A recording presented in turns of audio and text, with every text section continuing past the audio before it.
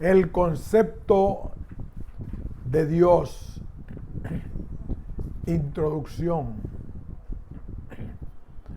La primera cuestión es, ¿qué dice el Islam respecto a la persona y atributos de Dios? El Islam describe a Dios como un ser perfecto, poseedor de toda excelencia. El primer versículo del Santo Corán declara: toda alabanza pertenece al Alá, solo Señor de todos los mundos. Puesto que Dios creó todas las cosas y todas ellas dependen de Él para subsistir, solo Él merece toda alabanza por la belleza y la excelencia que en ellas encontramos, pues éstas derivan de Dios. La hermosura de un paisaje, el encanto de una voz, la fragancia de una flor, la suavidad de un lecho, la golosina de un plato, la belleza y placer de todo lo que agrada y reclaman los sentidos del hombre, es creado y otorgado por Dios. El versículo prosigue: Al-Rahman Am-Rin, es decir, Dios, por su pura gracia y bondad, creó todo aquello cuya necesidad habría de sentir el hombre. Por ejemplo, el aire y la luz, el agua y el fuego, variadas clases de alimentos y medicinas, la madera, el hierro, las rocas, etc. Ha creado tan innumerables cosas para el uso y ejercicio de las facultades del hombre, que donde quiera se encamine encuentra donde reposar su atención, ofreciéndosele incontables oportunidades de mejorar y perfeccionar su conocimiento y aptitudes. En realidad, el hombre no puede experimentar necesidad alguna que no le haya sido provista desde antes de su nacimiento. Todo esto ha tenido lugar bajo el atributo divino de Rahmaniyat. De nuevo, se le llama Rahim en el Santo Corán, es decir, que Él recompensa toda labor y esfuerzo que de acuerdo con su merecido.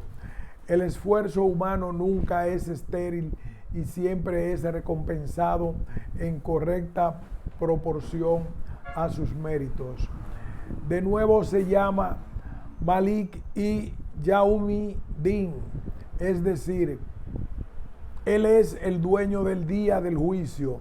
En otras palabras, además de los resultados de las leyes de la naturaleza y las recompensas y castigos a que al mismo tiempo dan lugar, Él ha fijado los límites de cada acción y tan pronto como tales límites son sobrepasados, tiene lugar un juicio final sobre cada acto, de forma que los buenos son recompensados y los malos son castigados, siempre existiendo la posibilidad de que bajo su atributo de Malikiat, Él puede siempre perdonar y otorgar la remisión de la culpa. También se le menciona como Qadir, es decir, que Él ha determinado la naturaleza y propiedades de todas las cosas. De no haber sido así, tendrían lugar desorden y confusión constantes en el mundo y los asuntos mundanales habrían concluido rápidamente. De no poseer el hombre certeza sobre la naturaleza, efecto y propiedades de las cosas, nunca podría iniciar empresa alguna sin conocer a dónde podría conducirle. Por ejemplo, una persona que desea cocinar enciende fuego con la certeza absoluta de que el fuego originará calor. Si la generación de calor no fuera una característica fija del fuego y la extinción del fuego no fuera propiedad permanente del agua, si el fuego generara unas veces calor y otras frío, si el agua extinguiera al fuego en unas ocasiones y en otras lo avivara, nadie podría beneficiarse de ellos, y los hombres caerían en la desesperación y pronto perecerían. A Dios se le describe como Alim, es decir, tiene conocimiento de las cosas ocultas y manifiestas. Él es conocedor de los secretos del corazón humano y conoce todo lo oculto.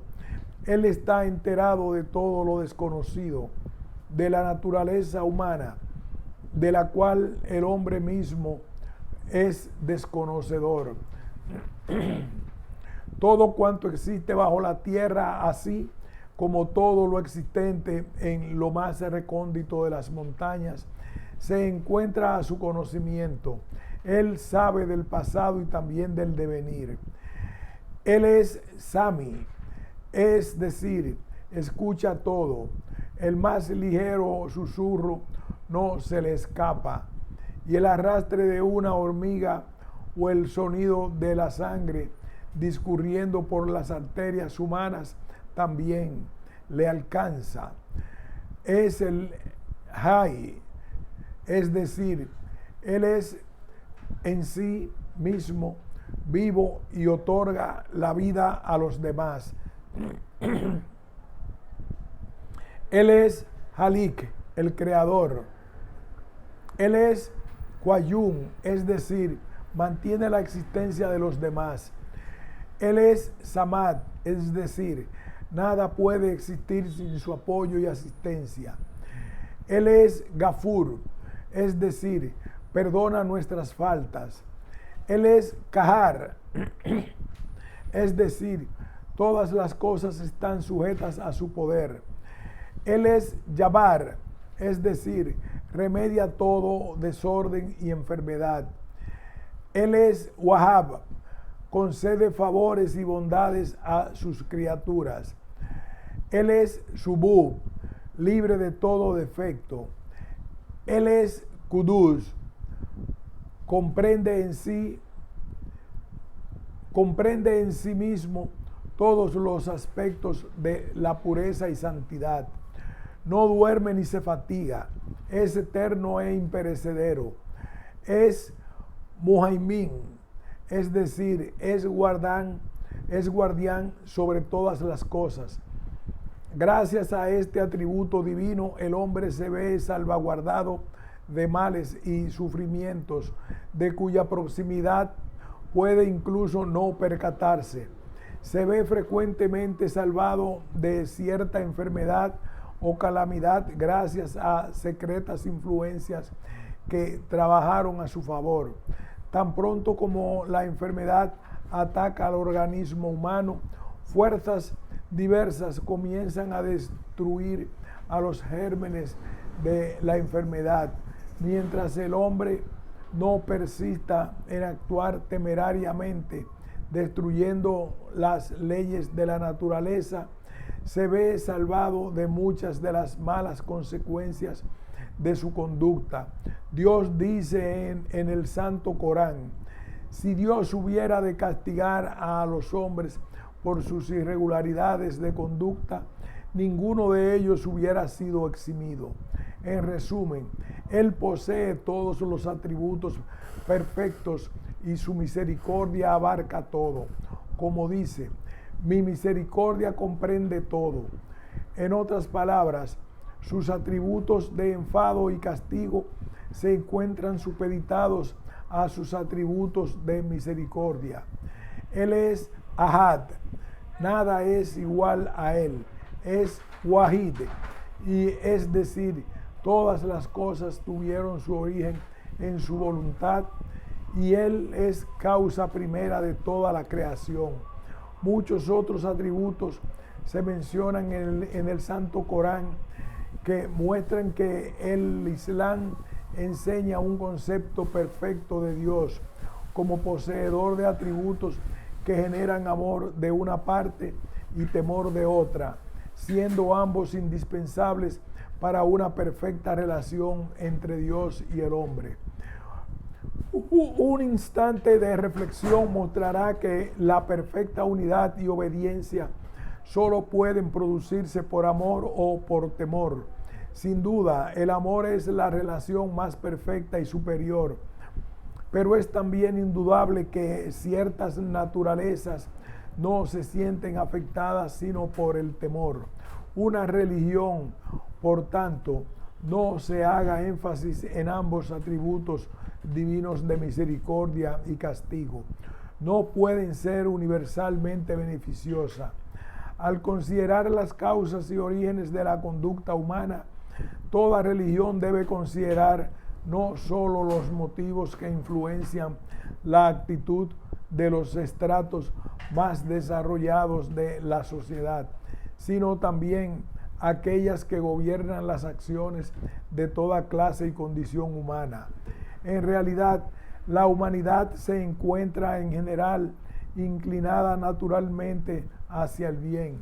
Por tanto, debemos prestar la mayor atención a quienes cayeron en desgracia y olvidaron completamente sus deberes como seres humanos. Este tipo de gente, salvo raras excepciones, solo es influenciable por el miedo y no le es aceptable ningún tipo de reforma moral o espiritual, a menos que se enfrente con la perspectiva de algún daño o pérdida. Una religión que proclama conducir a toda la humanidad a una relación directa con Dios debe, por tanto, considerar estas características de la naturaleza humana. Al describir los atributos de Dios, el Islam ha contrapesado de tal forma los diferentes atributos que no puede imaginarse una más perfecta combinación que logre atraer y controlar a hombres de tan diferentes naturalezas. Ambos atributos de amor y castigo han sido objeto de énfasis, sujetos ambos a la afirmación: mi misericordia abarca todas las cosas. Es decir, que la misericordia supera el castigo, ya que el objeto del último no es el de infligir daño, sino reformar. Tal es una concepción de Dios suprema y perfecta y responde totalmente al objeto real de la religión, no siendo distintivo del Islam. La mayoría de las religiones adscriben atributos similares a Dios con pequeñas diferencias. Ello hace preguntarse a quien lo observa con superficialidad por qué han de oponerse unas religiones a otras. Sin embargo, el error de que todas las religiones presentan una concepción similar de Dios surge del hecho de que la mayoría de la gente, al considerar la cuestión, olvidan las características de la naturaleza humana. Es propio de esta aceptar o rechazar determinadas cosas por principio sin admitir interferencia o ayuda externas. De tales cosas se dice son autoevidentes y aunque algunos pensadores no las aceptan como tales, las masas las aceptan sin cuestionarlas, convirtiéndolas en una segunda naturaleza, sin posibilidad de que alguien pueda aseverar lo contrario con argumentos. Una de tales cosas aceptada casi unánimemente por la humanidad es la noción de que Dios es un ser perfecto, libre de todo defecto. Ninguna religión que declare que Dios adolece de perfección o está sujeto a deficiencias puede esperar ser atendida. No puede haber, por tanto, mucha diferencia entre los hombres y atributos que las diferentes religiones adscriben a Dios. Surgen, sin embargo, diferencias en la forma en que los fieles de distintas religiones explican tales nombres y atributos. La aparente coincidencia respecto a tales nombres no se debe al hecho de que todas las religiones coincidan en los atributos divinos, sino a la reacia voluntad de las masas a aceptar otros nombres en lugar de aquellos. Al comparar los méritos de las diferentes religiones, debemos considerar, por tanto, las explicaciones que cada religión ofrece al interpretar tales nombres y atributos. Por ejemplo, todas las religiones coinciden al declarar que Dios es el creador del universo y que Él capacita a todo lo creado para evolucionar en su propio campo. Sin embargo, se revelan vastas diferencias entre las enseñanzas de las diferentes religiones respecto a este atributo divino. Como estoy tratando de las enseñanzas de Ahmadiyyat, voy a proceder a explicar lo que el Islam enseña respecto de este atributo. Es obvio que Dios no es el creador o sustentador de alguna nación o clase particular, sino que es el creador y sustentador de todo el universo, y que en la medida que el atributo de creador le concierne, todos los hombres son iguales y ninguna nación puede proclamar alguna relación especial con Dios. Él se ocupa de las gentes de Asia de la misma manera que mira por las de Europa y cuida de los americanos igual que de los africanos. De la misma forma que provee nuestras necesidades físicas, también provee nuestras necesidades espirituales. Basándose en este principio, el Santo Corán, en un tiempo histórico en el que privaba el espíritu de exclusividad nacionalista, como cuando los prejuicios políticos eran máximos y las gentes de una nación no conocían siquiera si las de otros países tenían idea del concepto de profetazgo.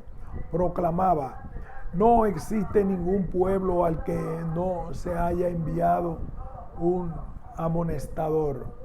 Al-Fatir, verso 25.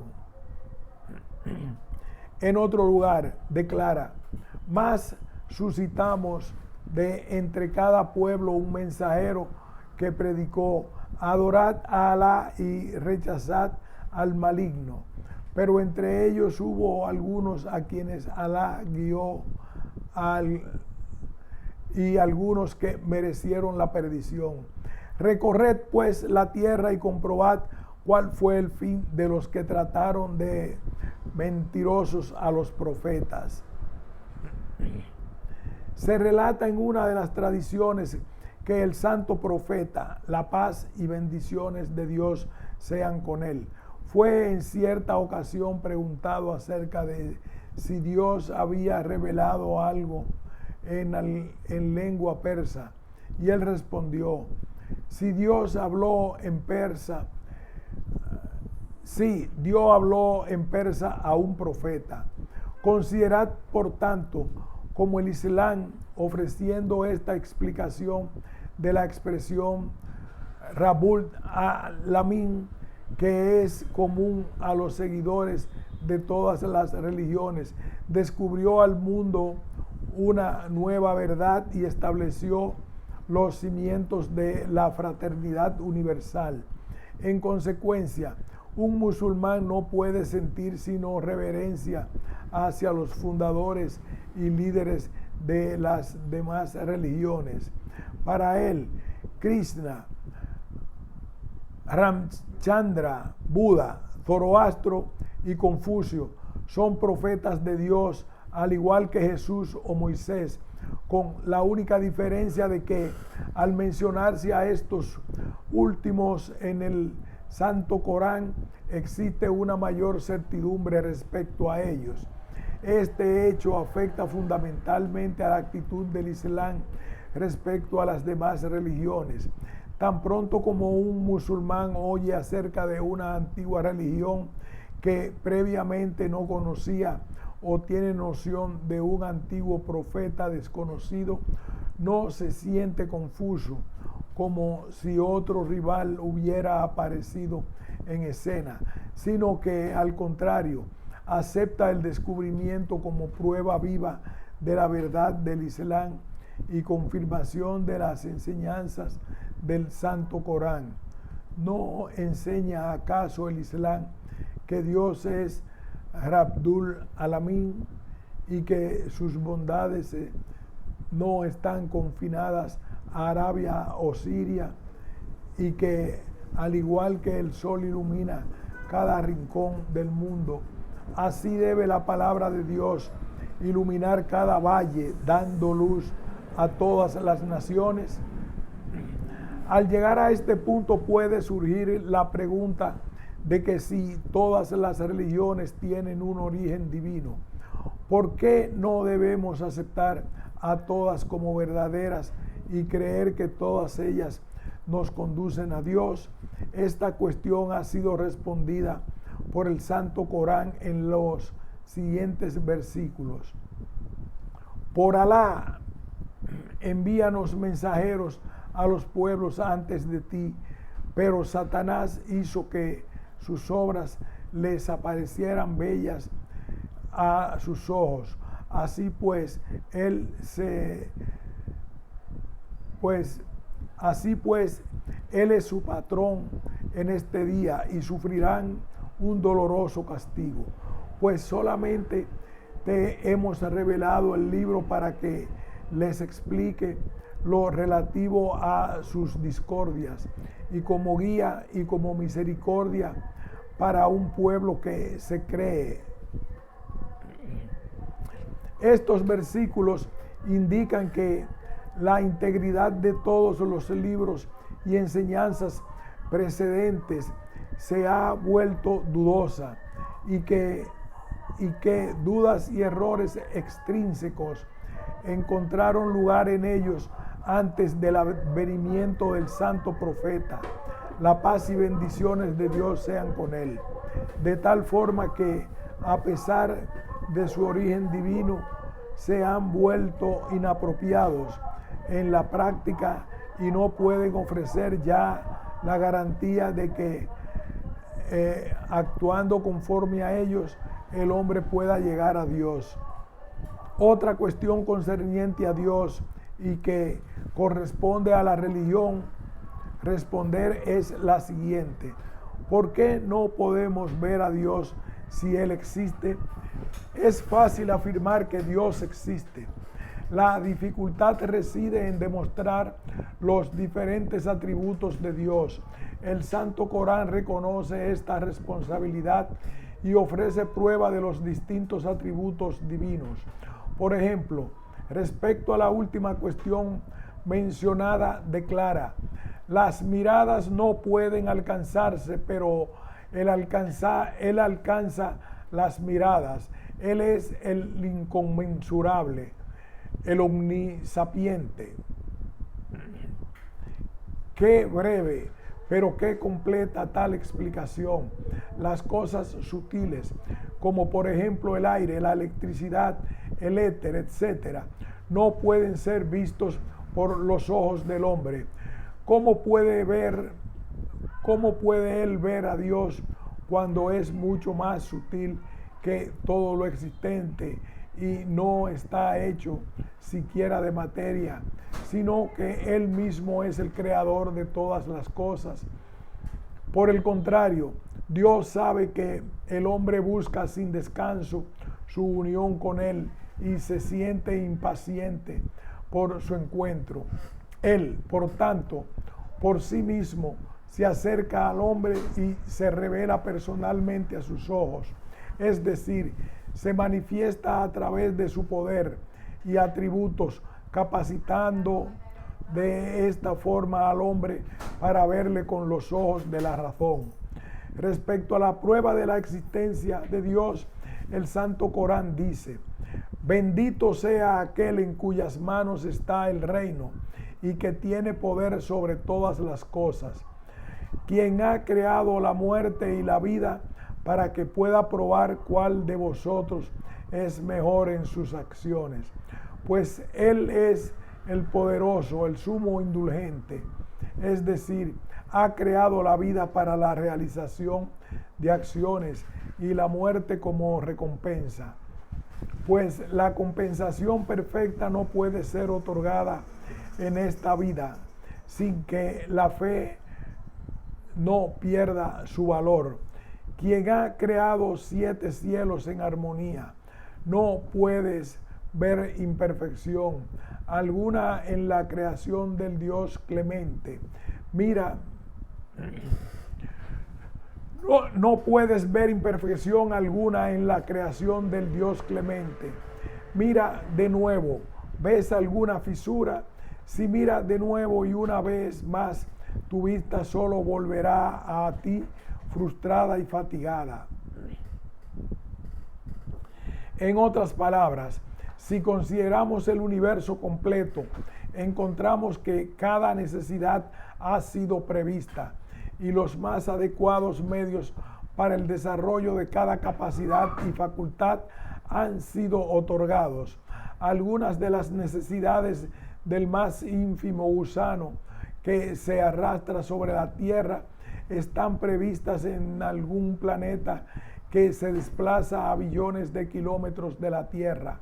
La contemplación de este círculo de deseo y sus satisfacciones nos muestra que el universo tiene un creador que no ha omitido proveer nuestro más pequeño deseo y que, por tanto, ha otorgado los medios de satisfacer toda verdadera necesidad anhelada. Otra cuestión que surge con cierta frecuencia es que si Dios es creador benévolo, ¿por qué ha creado tales cosas como las fieras, los gusanos, reptiles, el dolor, las enfermedades, las plagas, etcétera? El Islam también ofrece explicaciones sobre tal cuestión. Por ejemplo, el Santo Corán dice: alabado sea Dios que creó los cielos y la tierra y originó las tinieblas y la luz, aun cuando los incrédulos atribuyen par iguales a su Señor. Es decir, todas las cosas que resultan fastidiosas y que son llamadas hijas de las tinieblas, como por ejemplo las plagas, las fieras, insectos venenosos, etcétera, también son creación de Dios, y su creación no atenta contra su atributo de misericordioso, sino que al contrario prueba la misericordia de Dios. Si se considera su verdadera naturaleza, habla de una mayor gloria y alabanza de Dios y no la norma de ningún modo. Sin embargo, aquellos que ignoran la verdadera naturaleza de dichas cosas consideran su creación como derogatoria de Dios y asocian otros a Él, al creer que tales cosas deben haber sido creadas por algún otro ser. Observad cuán espléndidamente el Islam ha desvelado la verdad y explicado el objeto de la creación de tales cosas, que a primera vista aparecen dañinas o penosas. Declara que han sido creadas para un fin útil y que el hombre debe alabar a Dios por su creación. Considerándolo así, el punto de mira es completamente opuesto. El arsénico, la estricnina y la morfina son venenos mortales y sin embargo, cuán frecuentemente son usados para evitar el malestar humano. y combatir las enfermedades. Mueren más hombres por su daño de los que se salvan por su aplicación. Millones de hombres se salvan de las garras de la muerte con el uso de tales venenos. Lo mismo ocurre con las serpientes, escorpiones y otros reptiles. No se ha prestado aún suficiente atención a tales criaturas, pero un estudio ulterior habrá de descubrir que su existencia prestará gran valor a los intereses médicos y científicos. Además, según aparece en el Santo Corán, la creación de tales insectos y reptiles fue anterior a la creación del hombre y fueron responsables en gran medida de la purificación atmosférica de la tierra. Tales insectos y animales fueron, de hecho, los primeros eslabones en la creación del hombre, aunque no en el sentido en que la evolución se entiende en general hoy día, sino representando las diferentes etapas de desarrollo por las que la tierra ha pasado. De nuevo dice al Sura 30:31, entre sus signos está la creación de los cielos y la tierra y de todas las criaturas vivas que han distribuido en ambos. Él tiene el poder de reunirlos cuando le agrada. Cualquier infortunio que os suceda se debe a lo que vuestras propias manos han forjado, mas Él perdona muchos de vuestros pecados. Dios creó el sol, la luna y las estrellas, los cielos y la tierra, y todo lo que se encuentra entre ambos para servir al hombre. Pero si éste no acierta a sacar utilidad de ello o lo mal emplea y obtiene pérdidas o daño, se trata de su propio error. En muchos casos, Dios advierte que las malas consecuencias de los fallos humanos. Por tanto, los males sufridos por el hombre no se deben a la acción de Dios, sino a que aquel contraviene las leyes naturales que han sido diseñadas para su beneficio. La enfermedad se debe a la interacción entre facultades agonistas y antagonistas que se le han dotado al hombre.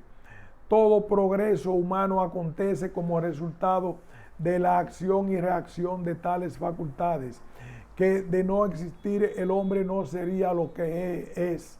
Bajo una ley natural general, el hombre es influenciado por todo lo que le rodea y a su vez influye sobre el medio.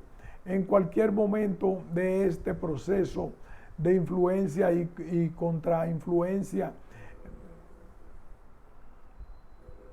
en cualquier momento de este proceso de influencia y contrainfluencia en el que el hombre contraviene la ley natural, se expone a sí mismo al ataque de cualquier enfermedad, malestar o inconveniencia. Dios, por tanto, no ha creado a la enfermedad como tal, sino que ha creado la ley natural, indispensable para el progreso del hombre, siendo la enfermedad el resultado de la infracción de esta ley.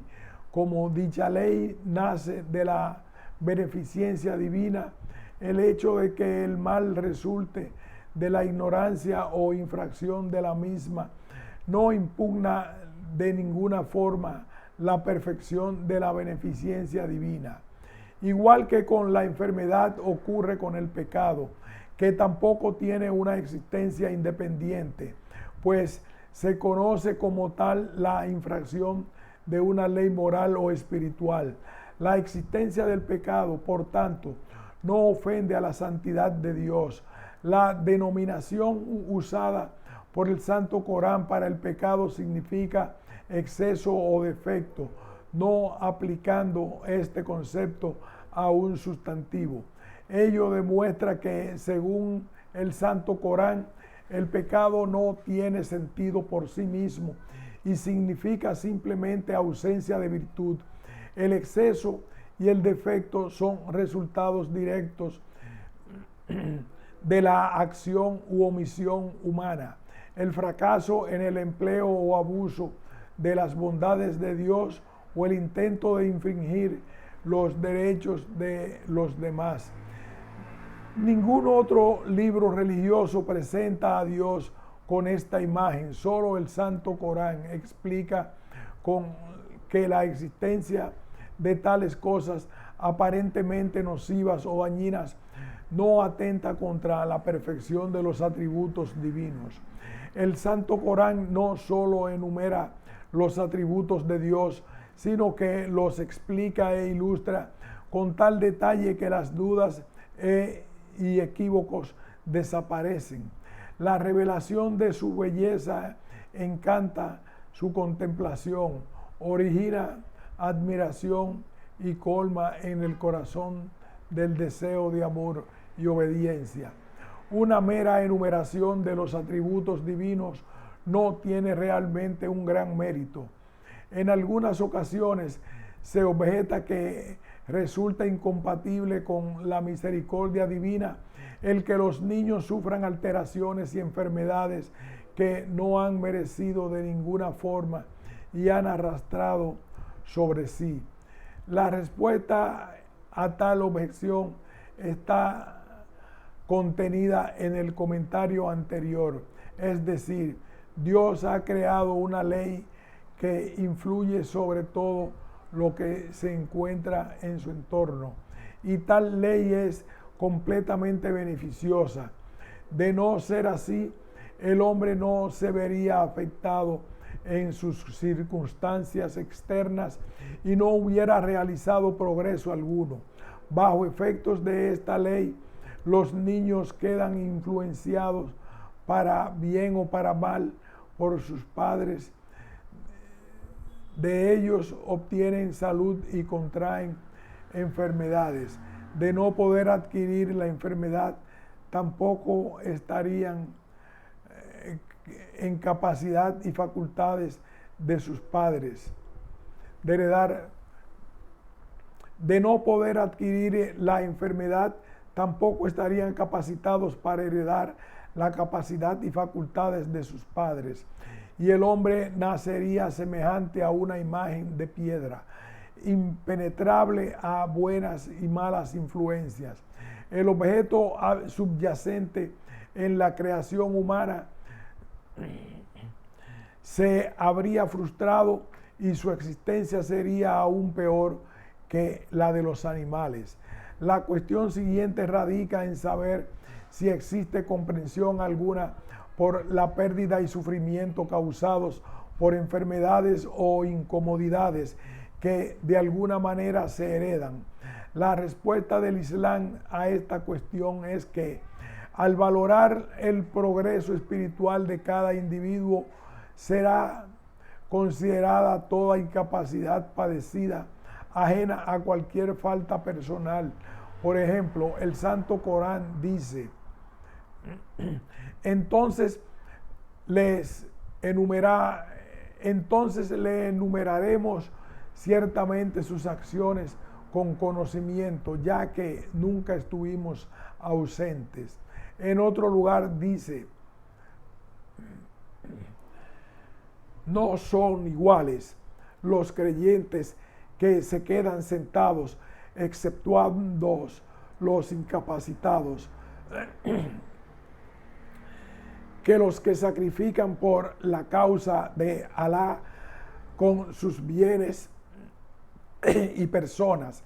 Alá ha exaltado en rango a quienes se sacrifican con sus bienes y personas respecto a los que se quedan sentados.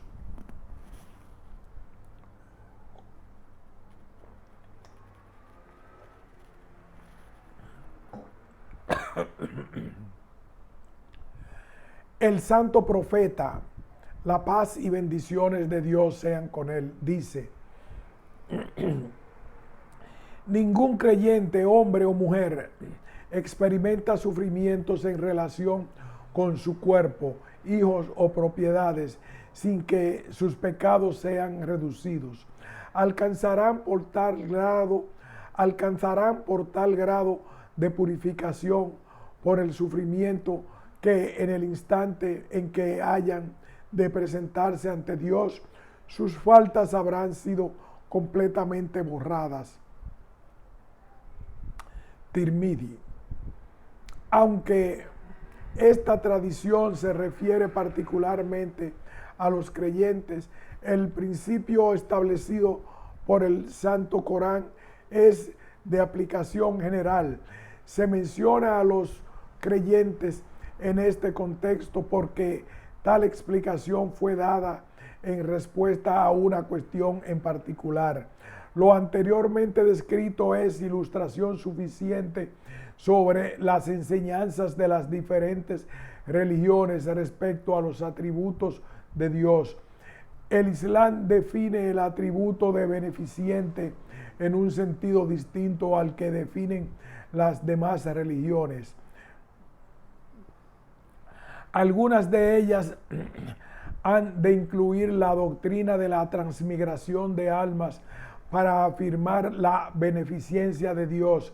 Sin embargo, una breve consideración muestra que la explicación dada por el Islam es completamente razonable y de acuerdo con las leyes de la naturaleza, mientras que la doctrina de la transmigración de almas solo se basa en meras suposiciones.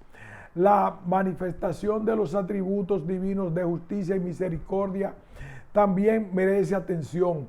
Todas las religiones describen a Dios como justo y misericordioso, y sin embargo existe una vasta diferencia entre sus respectivas explicaciones y el sentido de tales atributos. El Islam dice que no existe conflicto entre estos dos atributos y que ambos pueden manifestarse simultáneamente. La misericordia no se opone a la justicia, sino que se encuentra por encima de ella. El Santo Corán dice, Al-An'am 1:61, quien realice una buena acción recibirá 10 veces su valor, pero quien haga una mala acción tendrá solo un merecido similar y no serán defraudados. Esto demuestra que, de acuerdo con el Islam, no es injusto recompensar a una persona por encima de sus merecimientos. En cambio, es injusto infligir a un hombre mayor castigo del que es responsable. Ciertamente, injusticia significa compensar a alguien en menor cuantía de lo que ha ganado o castigarle en mayor medida de lo que merece, o entregar a alguien lo que a otro pertenece. Y Dios nunca realiza alguna de tales cosas.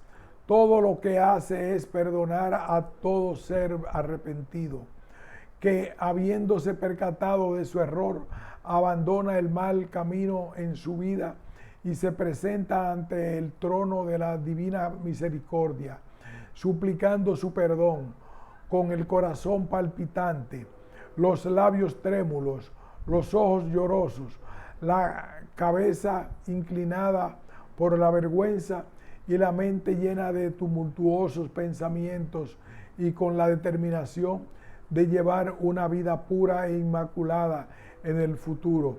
Dios capacita a tal persona para comenzar un nuevo curso en su vida.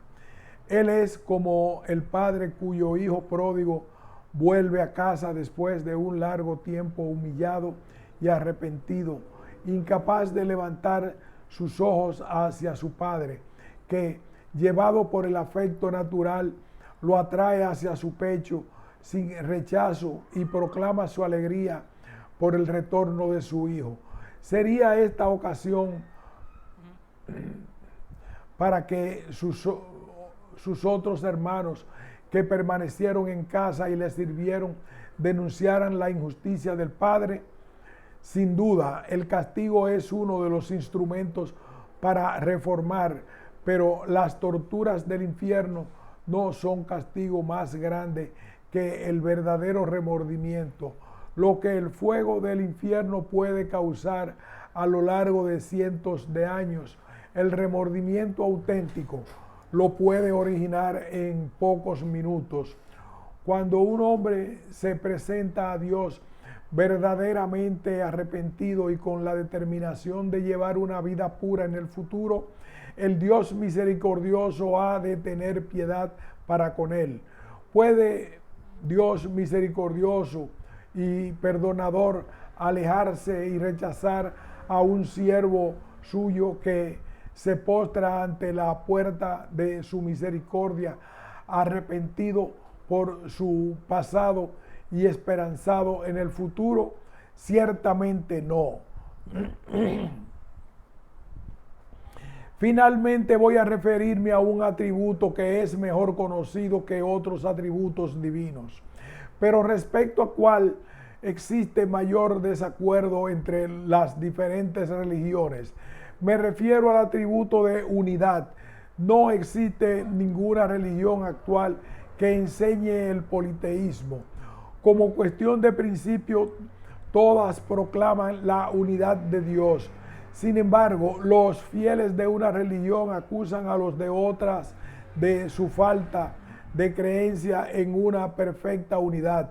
He visto escrito en algunos libros publicados en Europa que los musulmanes son politeístas y se me ha relatado que numerosas personas en Europa y América, ignorantes de las enseñanzas y literatura islámica, imaginan que los musulmanes adoran al santo profeta y la paz y bendiciones de Dios sean con él. Esto es indicativo del sentimiento general de esta época, contrario a la doctrina de la pluralidad divina. No obstante, a pesar del acuerdo de todas las religiones en profesar la creencia en la unidad de Dios, cada una difiere de otra en su interpretación, usando muchas de ellas tal expresión como escudo para ocultar ideas politeístas. Sin embargo, el Islam es totalmente ajeno a concepciones o doctrinas politeístas y ha desterrado completamente todo tipo de creencias o prácticas que remotamente pudieran sugerir tales ideas. Ha definido y explicado la idea de la asociación de algo con Dios de una manera tan exhaustiva que no ha dejado posibilidad de duda. El Santo Corán clasifica al shirk, asociación de otros dioses en Dios, en 4 grados. Primero, la creencia en una pluralidad de dioses. Segundo, la creencia en otros seres que en mayor o menor grado participan de los atributos divinos, independientemente del hecho de que tal ser es o no llamado Dios.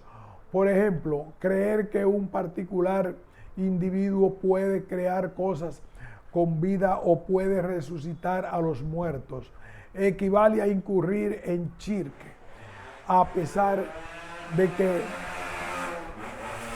tal persona se la pueda considerar un ser humano, ya que en este caso solo existe diferencia nominal, estando la esencia de la divinidad adscrita a otro.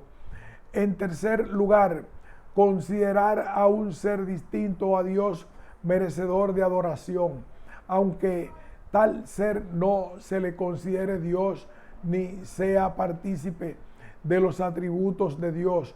Por ejemplo, en tiempos ancestrales, los padres eran objeto de adoración en ciertas tribus. Por último, y en cuarto lugar, considerar a un ser humano como infalible.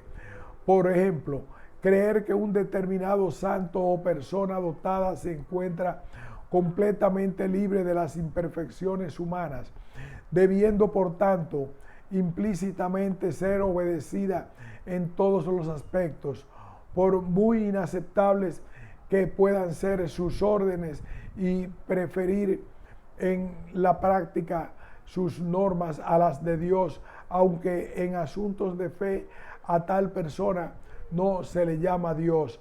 El Santo Corán indica en estas 4 clases de shirk en el versículo siguiente: diles, oh gente del libro, venid a una palabra que es igual entre nosotros y vosotros, que no adoremos a nadie que no sea Alá, y no asociemos a nadie con él, y que ninguno de nosotros tomemos a nadie por Señor aparte de Alá.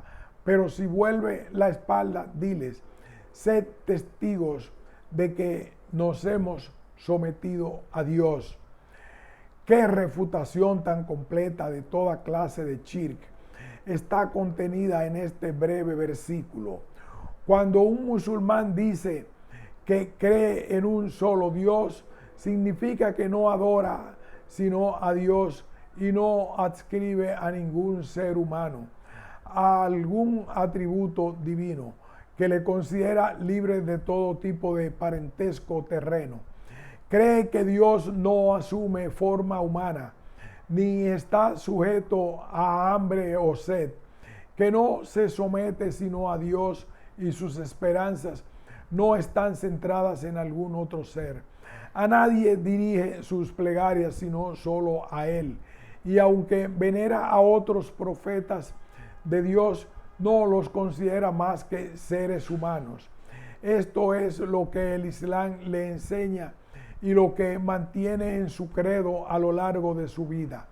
En general, todas las religiones acuerdan con el Islam al afirmar la unidad de Dios, pero cuando precisamos en el tema, encontramos que cada religión difiere significativamente de las demás.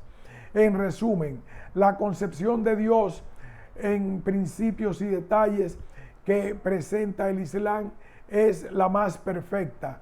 Su contemplación lleva al hombre a Dios de un modo que no es posible en el caso de cualquier otra religión. El Islam explica cada atributo de Dios de una manera precisa y estable. El efecto que cada uno de estos atributos produce en la vida diaria del hombre. Describe asimismo la interrelación de los diferentes atributos y sus límites en una acción y de resultados. Por tanto, de esta manera representa a los ojos del hombre una concepción completa y perfecta de Dios, y su corazón rebosa de amor. Otras religiones comparten con el Islam únicamente los nombres de los atributos de Dios, pero ninguna comparte la realidad de tales atributos. Es obvio que al juzgar las diferentes religiones debemos considerar su realidad y no los meros nombres. La relación del hombre con Dios. Aquí haremos una pausa para continuar más adelante.